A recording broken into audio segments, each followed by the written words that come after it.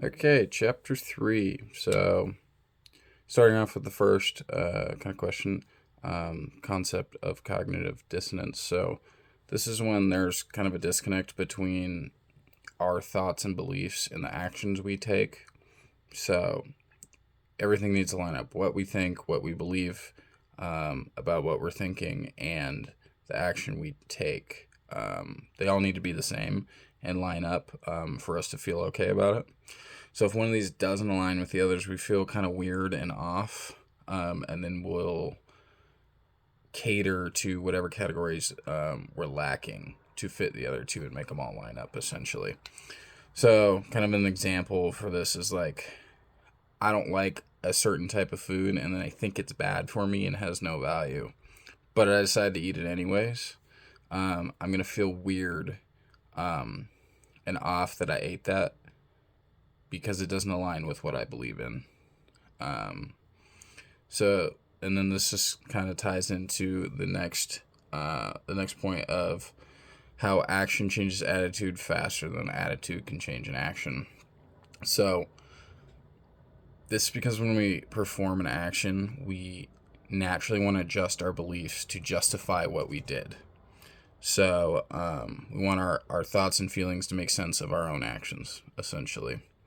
So, the more we continue to perform an action, the more it's going to change the way we feel, um, and until everything gets into alignment, as I mentioned before. So, with this situation, we eventually get to a point where an action has already occurred and we know that we can't change that, but we are able to change our thoughts and beliefs about it. So, we naturally will to justify the action. So, marketers capitalize on this by active advertising, essentially. So nowadays, um, there's so much social media that companies use and interactive strategies. So there's things like um, Nike, their running apps that track how far people run, all this stuff. There's competitions involved with that. They host races for like specifically set up for women. They have interactive billboards that like display people's comments about stuff. So there's just all these um, advertisements and marketing ploys that generate people to interact with them and cause an action. And then this just kind of ties back to because they performed an action like with this company, now their feelings are automatically going to justify um, that whatever action they took is correct.